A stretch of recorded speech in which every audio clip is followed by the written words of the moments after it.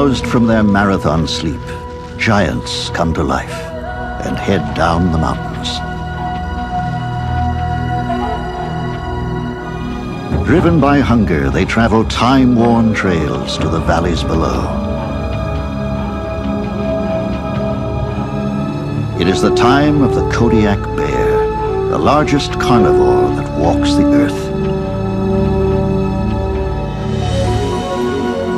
Kodiak Island lies under the spell of a warm ocean current. Near the icy edge of the Arctic, it shimmers like a green oasis.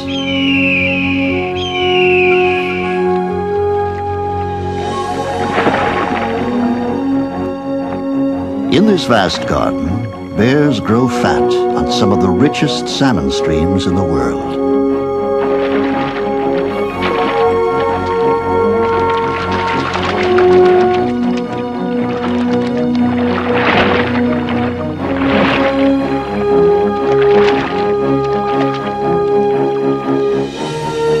Bears share this bounty with island residents. Each year, the fishing season gives cause for celebration and prayer. Kodiak's native people have seen centuries of cultural mixing. One young man seeks to unravel the saga of his ancestors.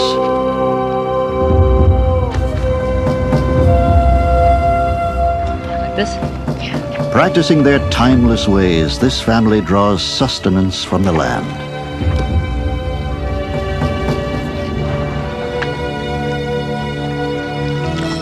But paradise is up for sale. As outsiders stake their claims, the bears are losing ground.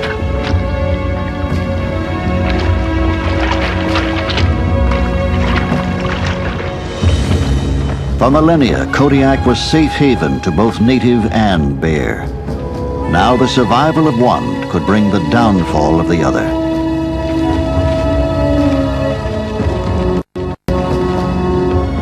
More than ever, their destinies are linked on the island of the giant bears.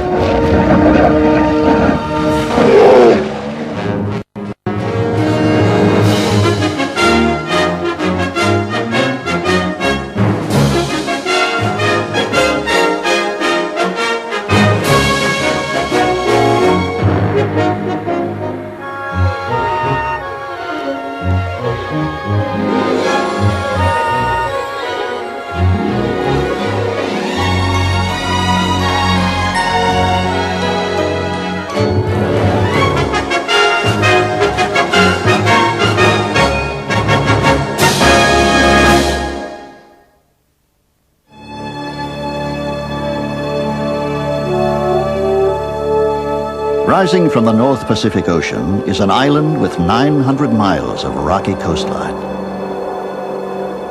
Here the last ice age carved deep valleys and mountains 4,000 feet high. 600 miles south of the Arctic Circle, Alaska's Kodiak Island is larger than the state of Delaware. Its climate is temperate and wet. Clouds blanket the skies more than half the year. Kodiak's rugged terrain is the perfect habitat for nearly 3,000 of the world's largest bears. In late fall, when food becomes scarce, Kodiak bears head for the mountains to dig their dens.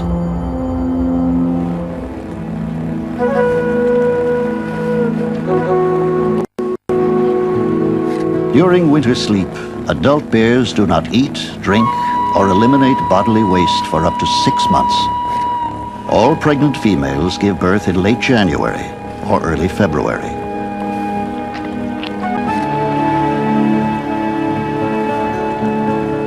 Weighing only 1 pound when they are born, the cubs develop quickly.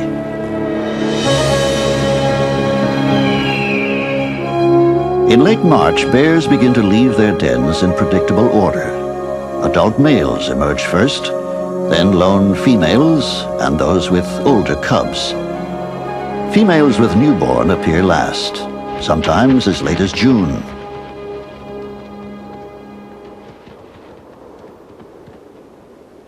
Ever cautious, a female with new cubs may linger near the protection of her den for several weeks.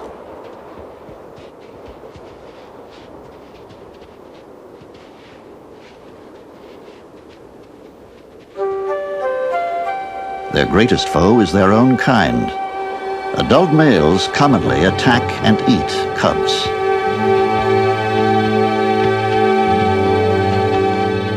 On the way down from his denning site, a young male blunders into the female's range. She will fight to the death if need be.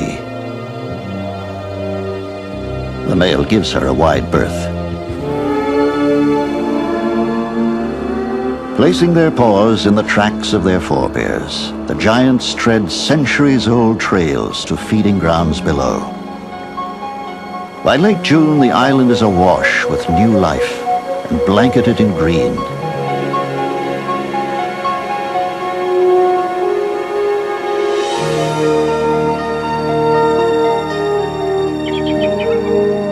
Some 400 pairs of bald eagles flourish here.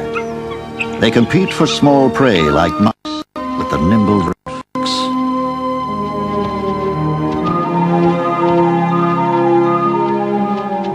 After nearly 6 months of fasting, some bears can't reach this Garden of Eden quickly enough.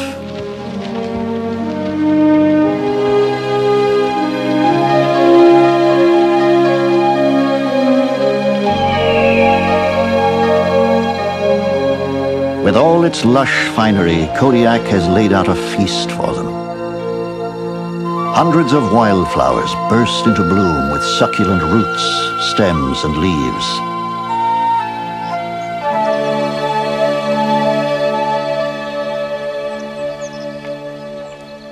The bloodthirsty beast of legend actually consumes over half its yearly diet in berries and grasses. In late spring, bears spend many waking hours grazing, like colossal furry cattle.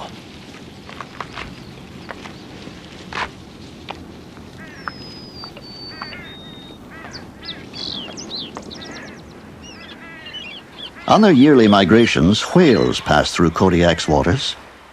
Occasionally, a carcass floats up an inlet and provides a gamey treat that may attract dozens of hungry bears.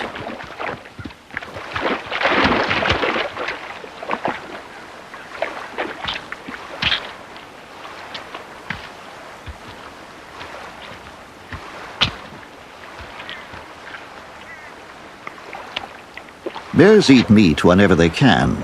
Confirmed scavengers, they appear to relish rotten flesh as much as a fresh kill. Such a lavish whale banquet is a choice prize in the weeks before the salmon run.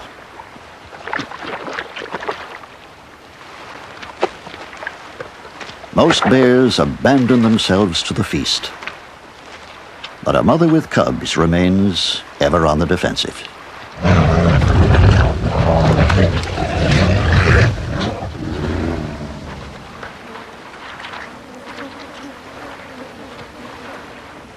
Bear experts are at a loss to explain the animal's peculiar habit of rolling in carrion. Some suggest a state of euphoria brought on by a full stomach. Others say the bear just can't get enough of the smell.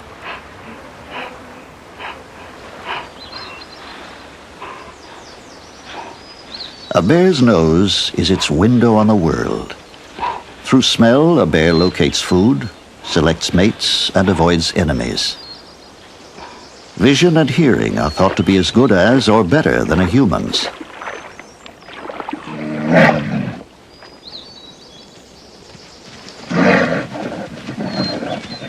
When half a ton of bear reaches speeds of 35 miles an hour, very little can escape it or keep up. Flat-footed and pigeon-toed, Kodiak bears are surprisingly agile. An adult male may weigh up to 1,500 pounds. He can kill a deer with a single blow to the neck from his massive paw. A large female may reach half his size. The Kodiak bear is considered a subspecies of the brown bears or grizzlies of North America. Towering up to 10 feet tall, he fears no predator except one. Early in this century, tales of the giant bear reached the ends of the earth. Trophy hunters once enjoyed open season here. The 3 largest bears ever shot were Kodiaks.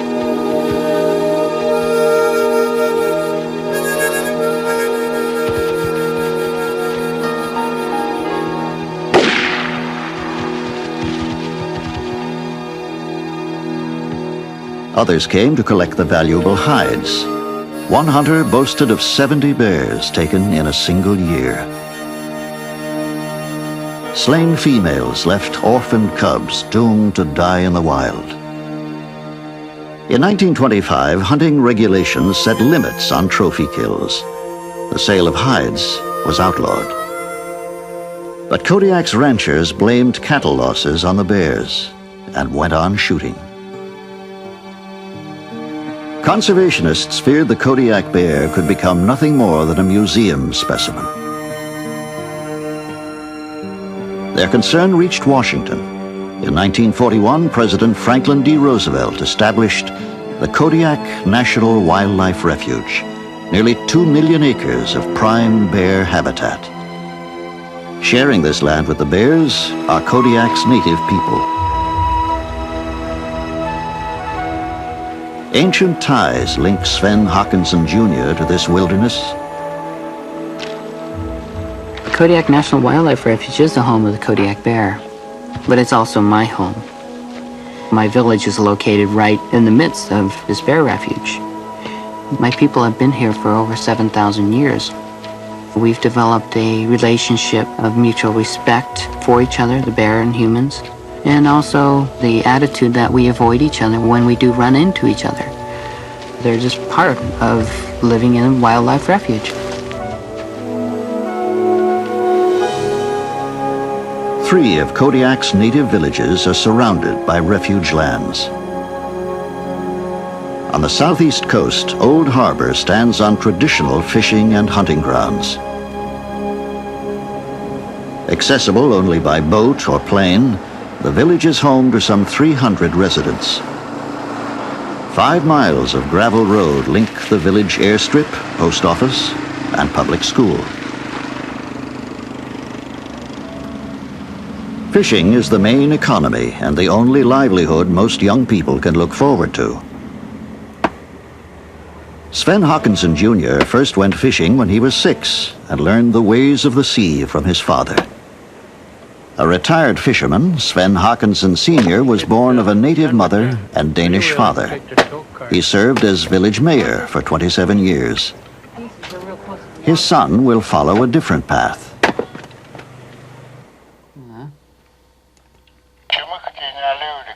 Sven Jr. hopes to preserve the vanishing culture of his people, the Alutiiq.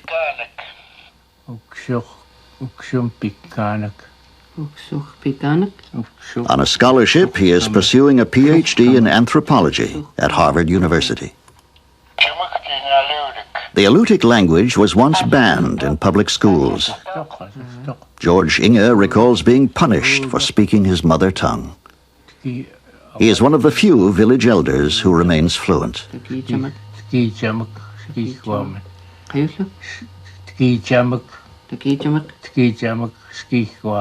So there's a lot of difference between Port Graham and here, huh? Okay. The decline of Alutiiq culture is a symptom of troubled times for Kodiak's native people. Recent history robbed them of their dominion on the island. Today their lands are pledged not for their prosperity, but for the protection of the Kodiak bear. In early summer, females bring their new cubs down from the mountains. Cubs learn by example. They imitate their mother's every move. Now that means braving the new medium of water for the first time.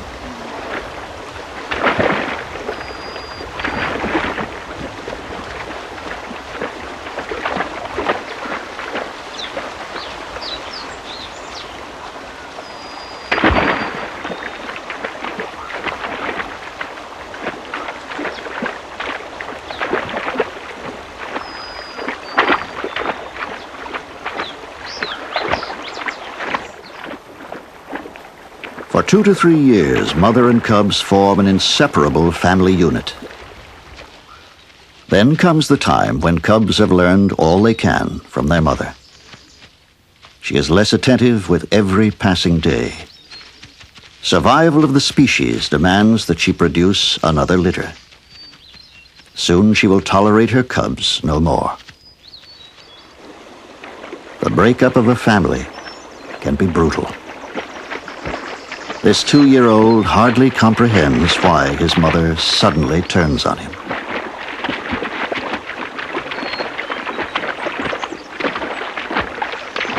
Her aggression is no bluff.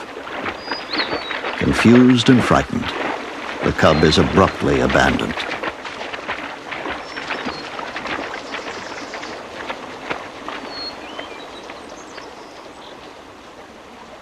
After they are weaned, siblings may remain together for a few months. Some become solitary creatures. This is a precarious time in a young bear's life.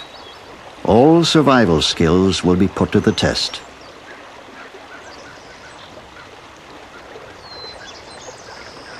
Less than half of all cubs survive to adulthood. Aggressive males prey on young bears. Competition and starvation take their toll.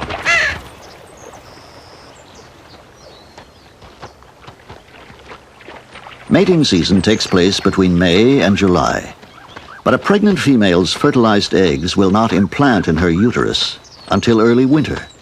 In this way, all cubs are born around the same time.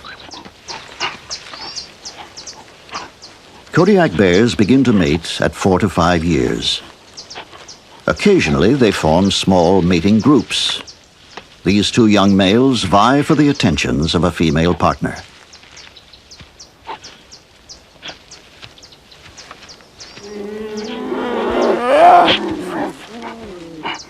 Rebuffed, the males put on a show of mock battle, still excited by the presence of a female in heat.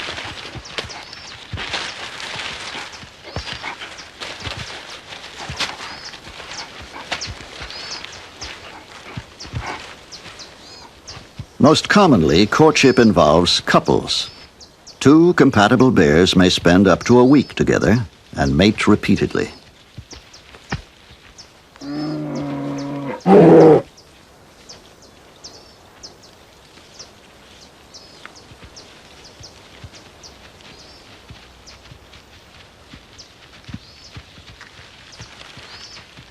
Little can distract them, but a larger, potentially threatening male can intimidate even the most ardent suitor. He retreats to the relative safety of solitude.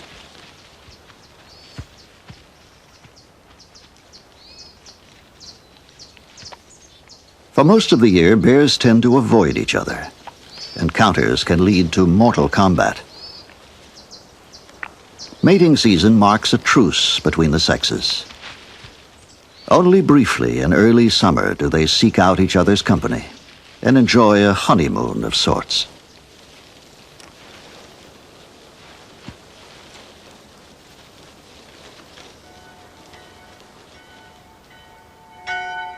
On Sundays, the people of Old Harbor are called to worship at Three Saints Orthodox Church. Russian colonists brought their religion here over 200 years ago.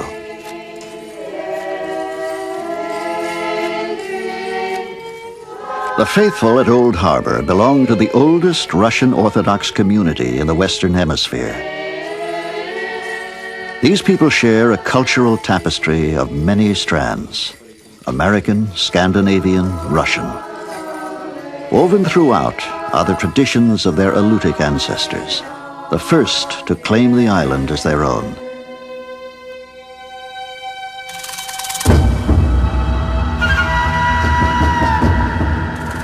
More than 7,000 years ago, a seafaring people settled Kodiak.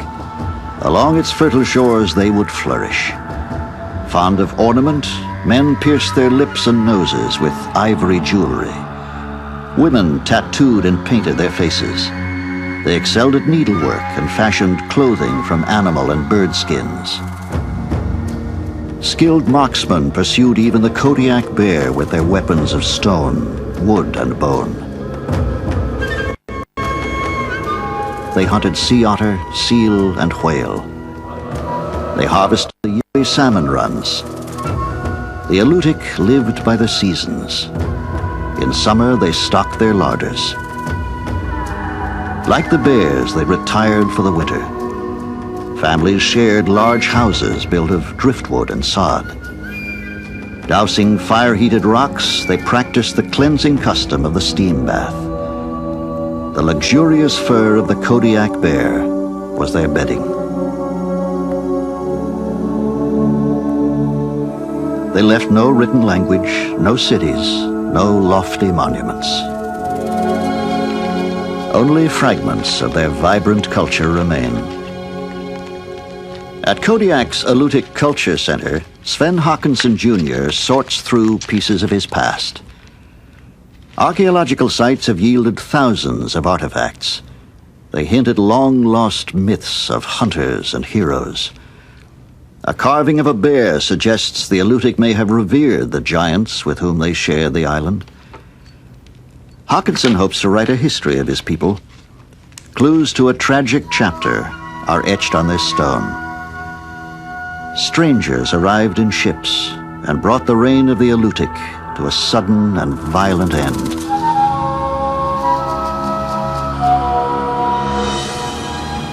Russian fur traders first began to penetrate Alaska in the 1700s. Their decisive encounter with the Alutiiq of Kodiak took place at this outcrop called Refuge Rock. Russian accounts of the event had long been known, but the site was not discovered until 1990. Sven Håkansson Jr. was a member of the archaeological team that began excavations here. Today, Håkansson leads a field trip. There, and over here, and then down the hill. And then we excavated the full Barabara over here. Wow. The outlines of a sod house, or Barabara, stand out clearly. Off the communal area are a number of side rooms. Some human bodies back over here in this corner.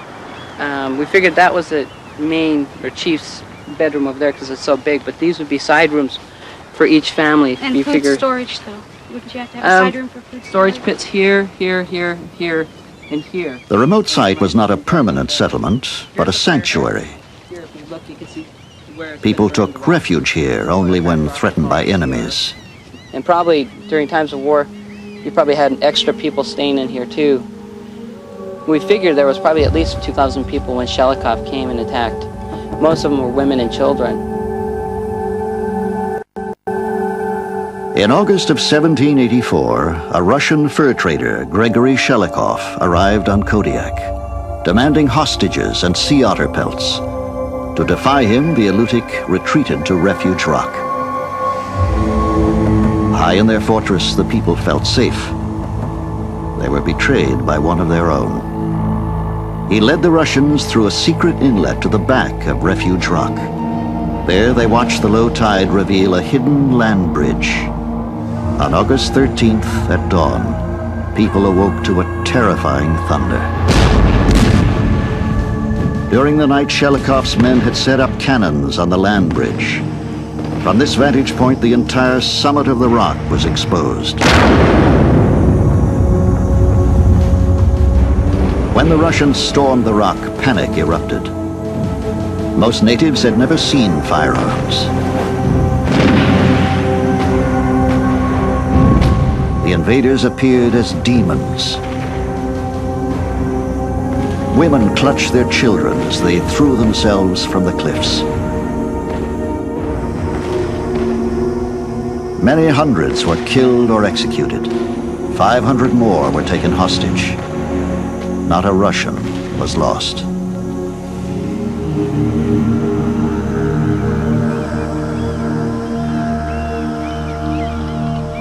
For the next 2 centuries, only ghosts would walk these cliffs.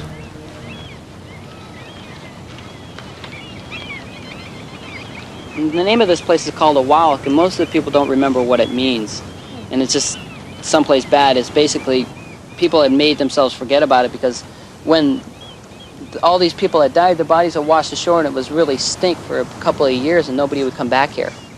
You know, they just kind of left it. Hey guys, look at this. It's Arrow Point. For Sven Hawkinson Jr., Refuge Rock has become more than an exercise in archaeology. That might be To touch an arrow point crafted by a long-dead ancestor stirs feelings that once caught him by surprise. When I first came out here, it was kind of like ho-hum, you know, I didn't realize how powerful it was until last year when we first started excavating. It really hit me. I wasn't able to sleep when I first got here.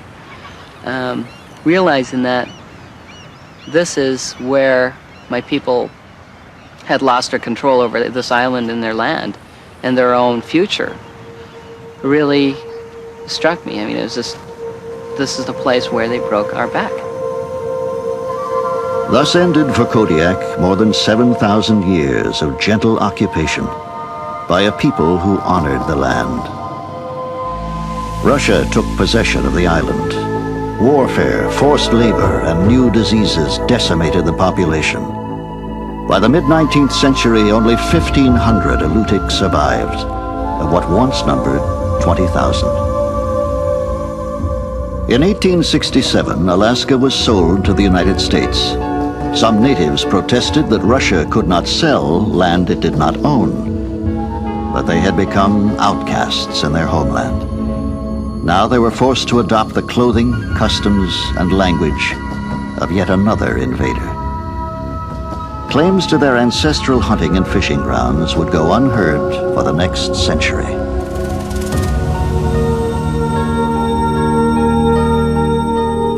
When oil was discovered in Alaska, Congress came under pressure to settle the ownership of Aboriginal lands. In 1971, the Alaska Native Claims Settlement Act established some 200 native corporations. Every native alive at the time became a shareholder. The corporations received title to 44 million acres and $962 million. Corporations with oil, timber, and mineral-rich lands have prospered. On Kodiak, native corporations were granted 1/5 of the wildlife refuge. But by the law of the Settlement Act, they may not use their land in any way that threatens bear habitat.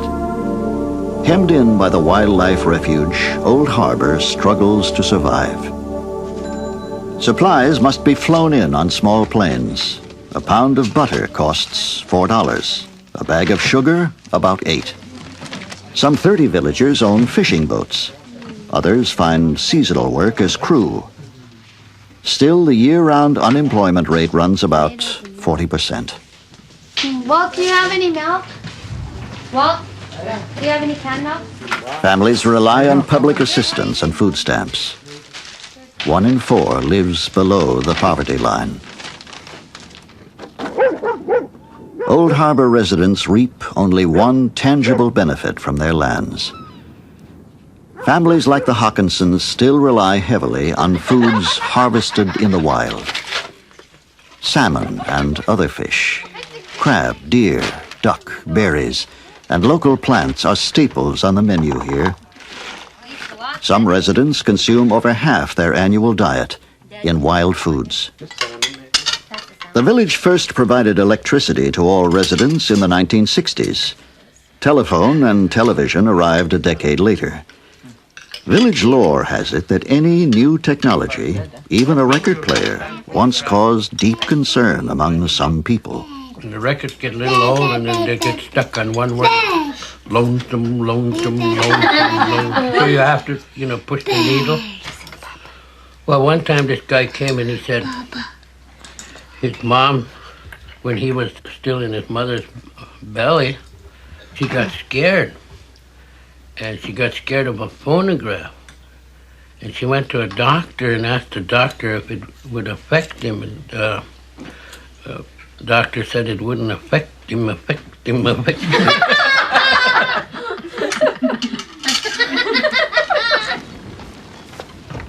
No family gathering is complete without the ritual of the banya.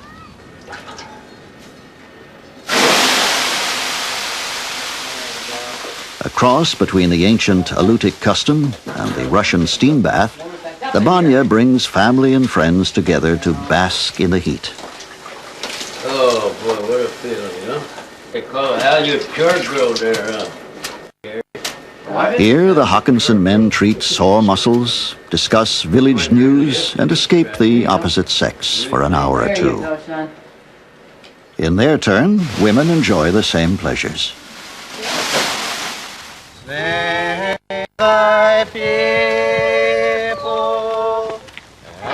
Each year on the 4th of July, the village of Old Harbor celebrates the opening of the fishing season. The blessings of our Lord and God and Savior Jesus Christ be with you, Melissa Ray. Villagers crowd the fishing boats for the blessing of the fleet.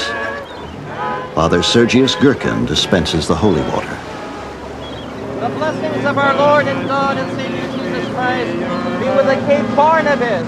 In his remote parish, Father Sergius has little to spare on the trappings of ritual, so he improvises as best he can. The blessings of our Lord and God and Savior Jesus Christ be with you on the Melissa Ray. All hearts share the Father's prayers. May the seas be calm and generous. May the price of salmon be fair. May the village make it through another year. Blessings of our Lord and God and Savior Jesus Christ be with the The salmon season is strictly regulated by Alaska's Department of Fish and Game. A fisherman's intuition tells him that fish are here, massing offshore in the ocean waters. But he and his crew must wait for the official opening time before they can set a single net. Upstream, bears must obey a higher power and wait for nature to provide.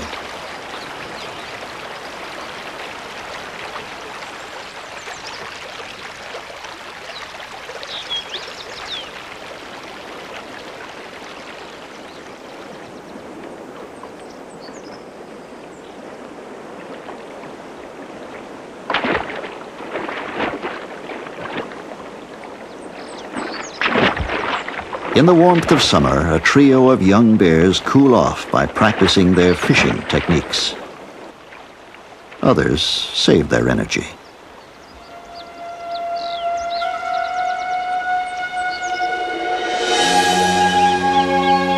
For as long as bears and humans have inhabited Kodiak, a great cycle of life and death has unfurled in its waters.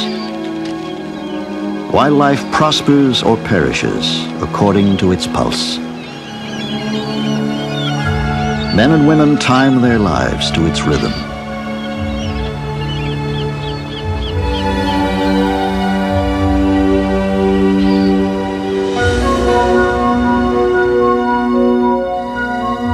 Every summer, Pacific salmon cross thousands of miles of open sea. They return to Kodiak by the millions to spawn in the streams of their birth. Kodiak fishermen are first in the long chain that will live off this bounty. In a record year, their catch numbered over 30 million salmon. Those that elude the nets head inland. Some experts think salmon navigate through smell. Others have different theories. Such questions trouble the bears not at all.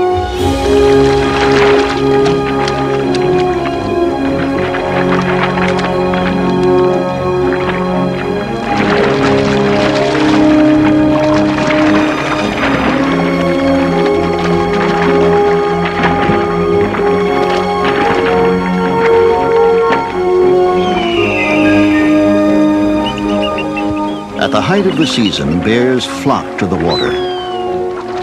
Along a single mile of salmon stream, up to 40 bears share the pickings with an assortment of other wildlife.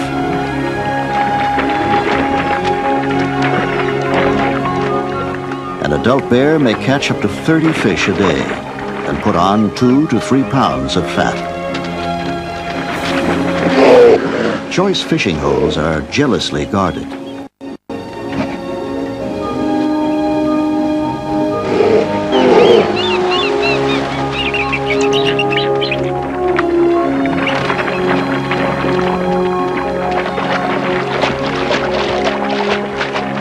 To gain 100 to 200 pounds by summer's end, a bear must be willing to take some chances.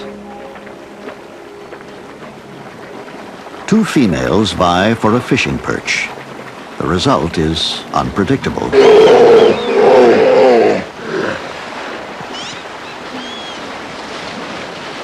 The larger bear stands her ground. Her smaller challenger seems overpowered and leaves.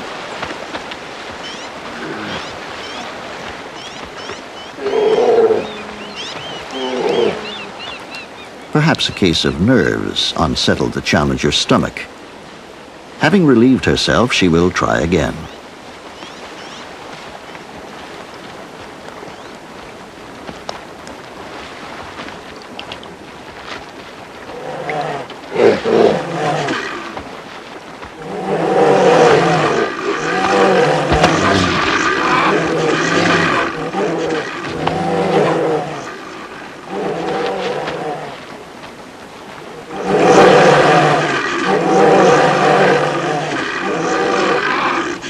In a battle between brawn and bluff, the more persistent bear eventually wins.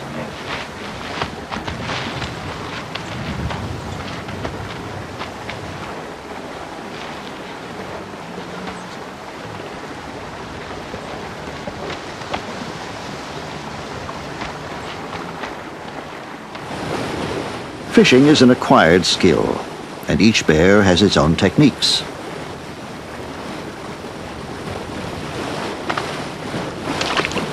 Brute force can be effective, but a good fisherman knows that being in the right place at the right time is essential.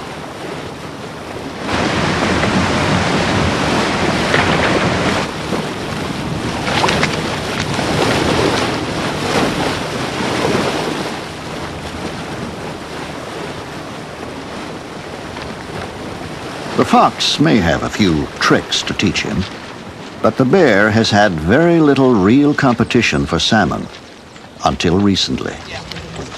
I left him up there with the fish. By float plane or boat, thousands of fishermen invade the bear's feeding grounds each year. They come prepared.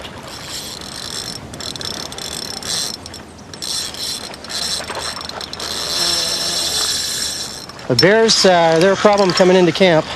Bears, little bears, the cubs, they haven't figured out how to fish yet, so they seem to want to come in and rob your kitchen. It's easier pickings. We try not to keep any fish, though, until the last day, because fish is one of the biggest attractions for the bear to come in. Safety rules in the wildlife refuge are simple but critical. Do not challenge a bear if it decides to take the catch of the day. Avoid encounters at close range. Always stay in clear view. Maintain a clean camp. Most visitors respect the rules, but these campers discovered that some bears have already learned a dangerous connection. Where there are people, there must be a picnic. Blast the He really gun. wants to come in here. Blast the gun. Yeah, shoot the gun. Yeah, shoot it in the air over his head. This way, away from camp. Oh, he just moved very fast. No. Don't get so close, you guys.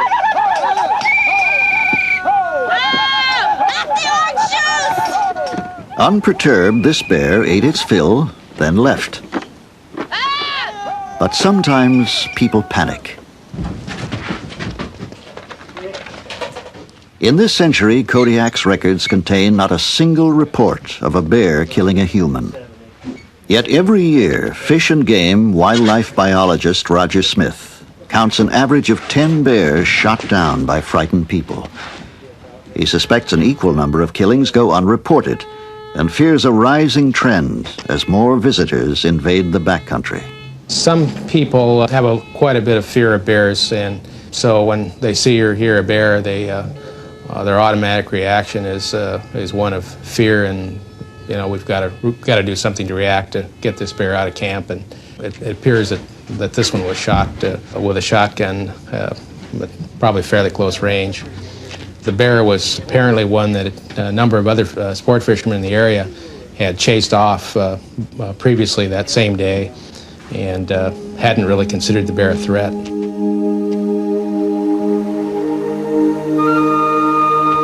The life of a bear is full of natural hazards, attacks from its own kind, food shortages, accidents. But nothing is more deadly than the presence of humans. Where their world begins, his world ends.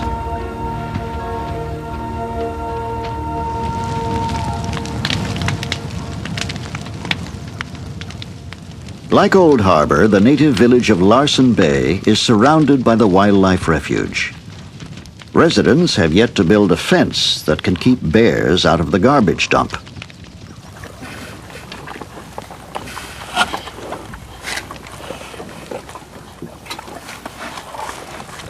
Villagers have grown accustomed to the animals. Bear watching is a local pastime. But resident Roy Jones learned that a bear habituated to the presence of humans can be frightfully bold. I came up here to dump the garbage in the truck, and there was several bears walking around me there, and so I decided to just film them instead, and then I'd dump the garbage later. Well, this one bear decided that he'd give me a hand, so he just came over to the truck and start checking it out there, and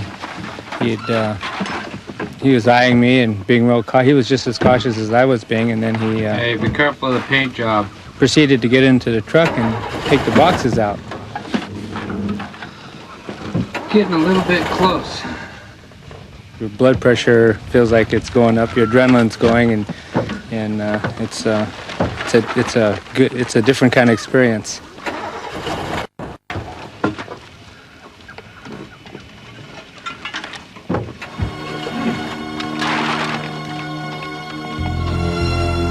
Bears are protected by state game laws even when they take over village streets.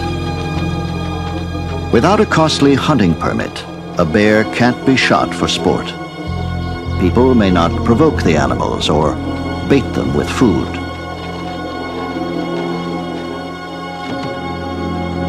But if a bear poses a serious threat to life or property, it may be killed. Okay, the bear hit the corner of the house here and banged against it and kept going along the wall until he got up by the window. And then he stopped when he got by the window because I spotted the flashlight on his face. And he was looking in and I was looking out at him, and I froze. I couldn't move, I couldn't talk, I couldn't do anything. I shot him right in the butt with the shotgun. But I thought I had number 9 shot in it. But I found out later it was double-aught buckshot. So he did get hit hard. Monarch of Kodiak Island, the bear has reigned supreme for eons. He will survive only as long as his wilderness survives. But his home may soon be sold piecemeal.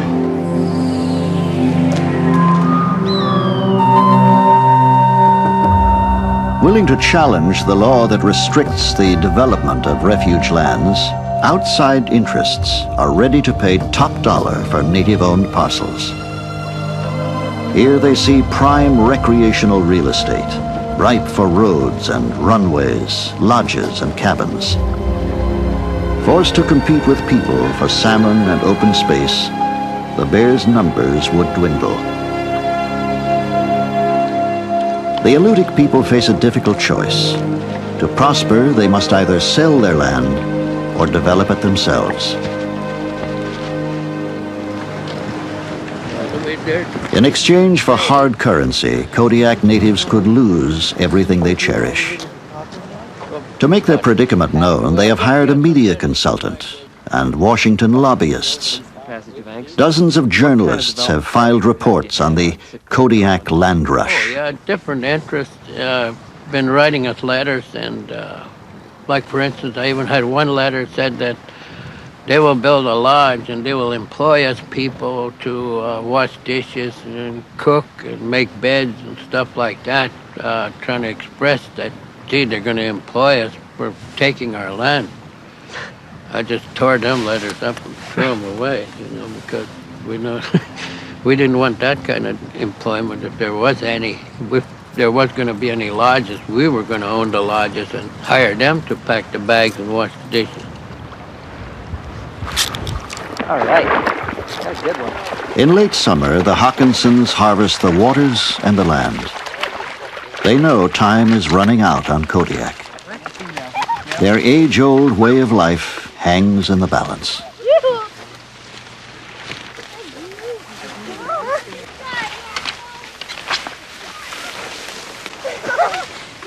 Rather than sell to outsiders, native corporations propose that the federal government buy back 80% of their refuge holdings for some $150 million. Natives would retain property around their villages and the right to fish and hunt on refuge lands. Most sale proceeds would go into investment funds and provide dividends for shareholders. After 2 centuries, the Alutiiq people might finally get a fair deal.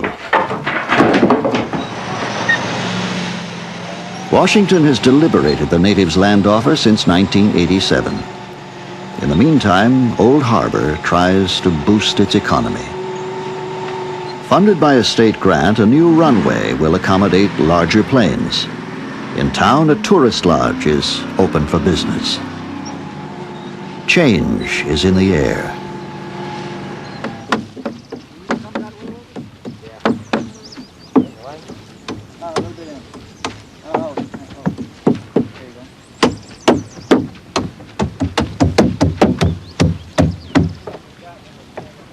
"40 miles from Old Harbor, residents of the village of Kodiak directly challenge restrictions on the use of their land in the refuge.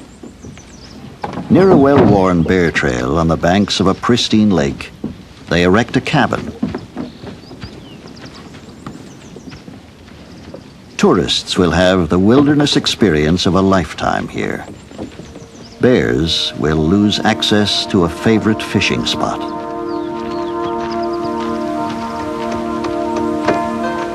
The message to Washington is clear. Save this refuge now, or risk losing it forever.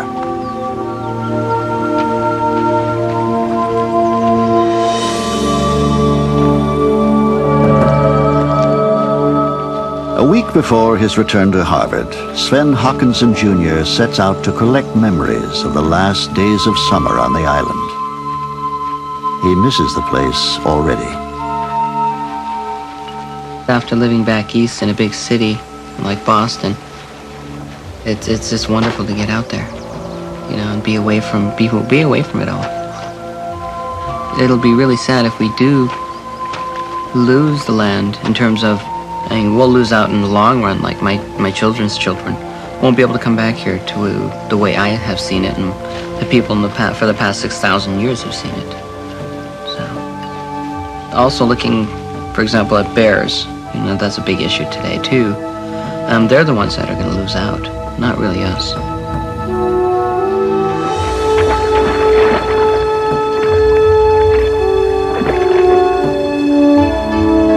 As the days grow shorter, bears continue to fish, but with somewhat less urgency.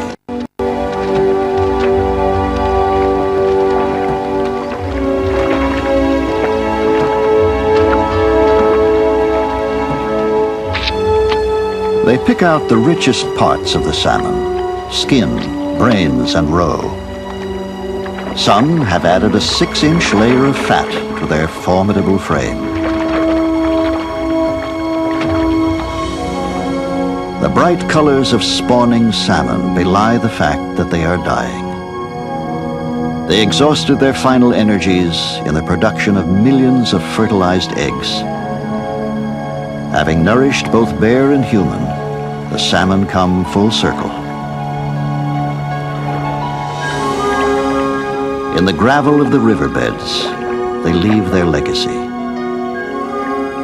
Before long, a new generation will escape to the open sea, only to return when their time has come.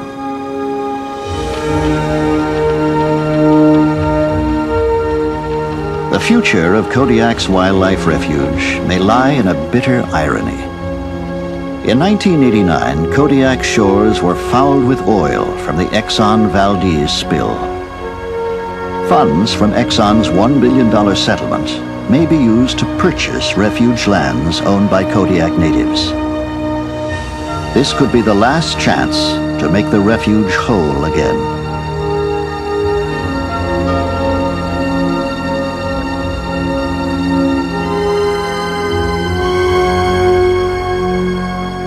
Over a half-century ago, human wisdom saw fit to protect the Kodiak bears.